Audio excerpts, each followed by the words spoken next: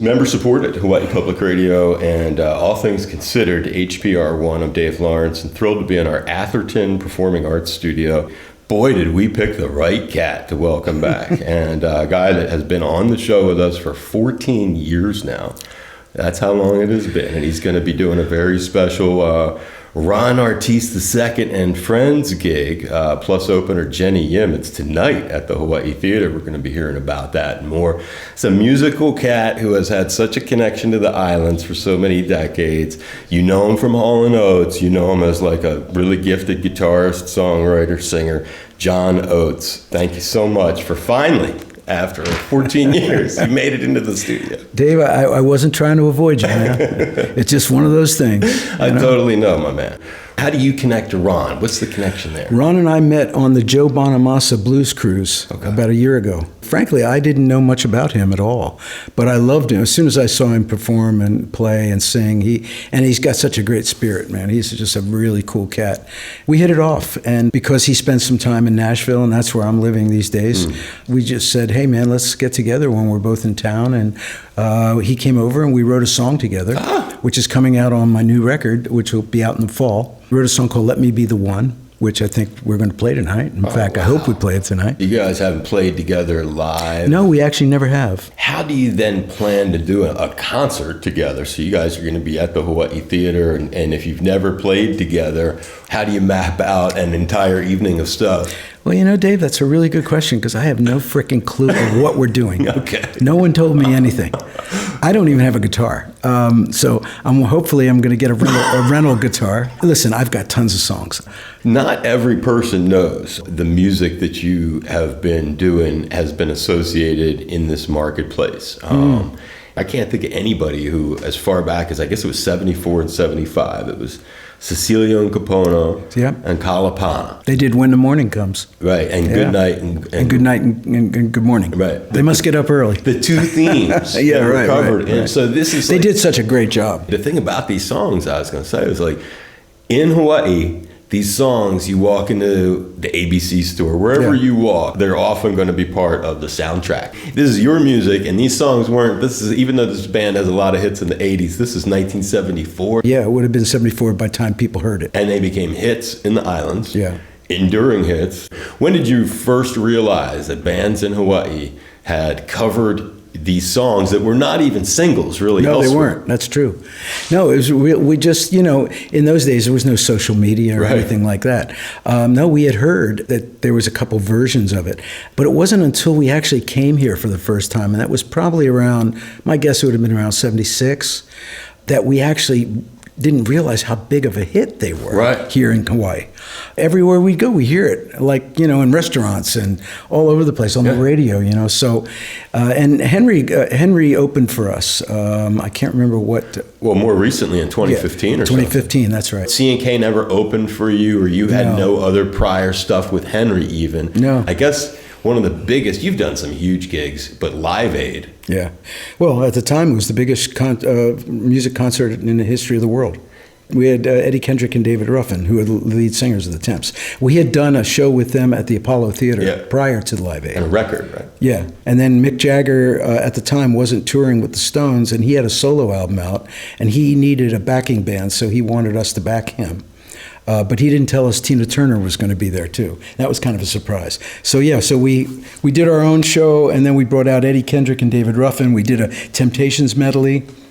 Then Mick came out and started running. That's when he pulled Tina's skirt off, and he didn't tell us anything about that. That just all happened. Live Aid was pretty amazing. Biggest inspirations would be these soul guys and people like the Temps. So, the first engineering of getting to Eddie and David, how did that come up? Was that the same kind of like, we want to get to that? We got offered like 85 or 86 maybe, the Apollo Theater, which is, the mother church of soul music in Harlem, New York. It had closed because they were doing a renovation.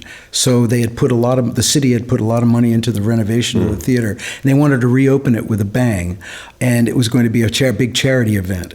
And they asked us to open it, to be the opening act, which was really a not big honor. Yeah. With the roots of R&B and soul that me and Daryl always had. Right? Yeah. So we wanted to do something special. So we thought, let's see if we can get Eddie Kendrick and David Ruffin. Now, Eddie Kendrick was playing Holiday Inns in Alabama. Seriously. So he was ripe for the gig. And he wasn't doing anything. Right. And David was not in good shape. David had a lot of problems, drugs and all kinds of bad stuff. So we found them. We literally had to find them. And they were pretty cool about it. They came and they put the black tuxes on. Yeah. We had the choreography. And it was cool because when I was a kid, I watched them. I went to see them live and I studied those records like a Bible. So I knew everything, same with Daryl. We knew those songs backward and forward. And then to be on the Apollo stage singing those songs with them, I felt like I was tripping, honest to God. I felt like I was above myself looking down on, really, and I really mean this. It was so surreal. And unlike tonight's gig at the Hawaii Theater, where there was no rehearsal and you don't know what you're going to play. That's a different kind of edge. At that show, how much rehearsal prior to live to get it? We did some rehearsal. Like few? But we had this incredible 80s band. The 80s band that we had with G.E. Smith and T-Bone Walk and Charlie DeChant and Mickey Curry, that band was so good that it didn't matter what kind of music. Sure, you could wing it, you're saying. Yeah. And we had a full horn section. We rehearsed in New York for the Apollo Theater show. Right. And once we had that under our then belt, you didn't need to by the time we got to Philly for Live Aid, we already knew it. I get it, right. New York's an hour and a half away. You never went up and drove up there. Did you guys go up and see shows at the Apollo like a fan? Yeah. Well, the first time, when I first met Daryl had met the Temptations because he had done a show, and the Temptations, in fact, Daryl's first group was called the Temptones. Because a little bit of love there. Yeah, well, it's kind of a copy of the Temptations. I had a group in the 60s. Two of the guys got drafted into Vietnam. The group fell apart. I met Daryl, and I joined his group as a guitar player, as a backup guitar player. In the Temptones? In the Temptones. They were just a vocal group. Okay. Nobody played any instruments. All right. And I was a backup guitar player. And then that group fell apart, and then Daryl and I gravitated. But before the group fell apart, they had a gig in New York at the Gaslight in the Village. So we went up to New York, and I remember going up to 48th Street where the music stores were at the time, and I bought a new guitar for the occasion. And then so we did our showcase, and then Daryl said, "Hey, we're going to go to the Apollo and see the Temptations show that night." Like after your gig? After our gig, yeah. And so I was like, "Oh, this is good."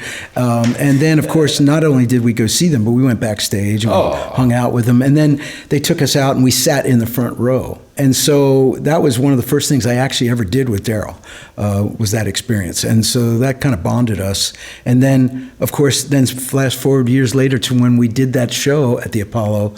It was like I was looking at that first row where I sat when I was just a kid. What an amazing thing. Well, folks can look for that one on YouTube. Well, there's an album. I mean, there's a Live at the Apollo. Video of both. There's right? a video of us at the Apollo, and there's also the Live Aid video. Yeah. So there's lots of played everywhere. I think we played everywhere. You played? Well, we got to get him in here. I haven't played the Blue Note in Honolulu yet. He hasn't done the Blue Note here in Waikiki, and you haven't done the Atherton, but he is tonight. So the one place you can certainly see him is at the Hawaii Theater. Ron Oates II, yes, and friends, and that would be. I'm glad he included me in the friends part. Isn't that cool? Yeah. Well, it doesn't look like there's a whole lot of you on the bill. And then there's the opener, Jenny. So you're saying Ron doesn't have that many friends? No, I'm just saying maybe he's not. Maybe they're going to be surprises. I'm just kidding. You're the featured. I'm just messing with you. You're the featured enchilada. And what's the name of the new jam that y'all have? Well, we have a song called "Let Me Be the One" that we wrote together, and we're definitely going to play that. All right, what should we play to go out of this? Wow. Can you? I mean, we should do something that's like a hit or something that they remember you on. What's one that you prefer? Well, if you're going to play a Hall & Oates song, you should play "She's Gone." That's the song that started it all. So yeah, and that's a big memory here probably for folks who aren't getting enough of the Kalapana and C&K covers when they're out shop. It is John Oates, legendary musician, guitarist, and performer, and it's just thrilled that you'd be back here from Hall & Oates, of course, and tonight at the Hawaii Theater, Ron Oates. This is great. I jumped off the plane, got to my hotel room, brushed my teeth, and came over to see you. That's how we do it, man. You're doing good. Yeah, man. Let's do it again. Thanks, man. All right.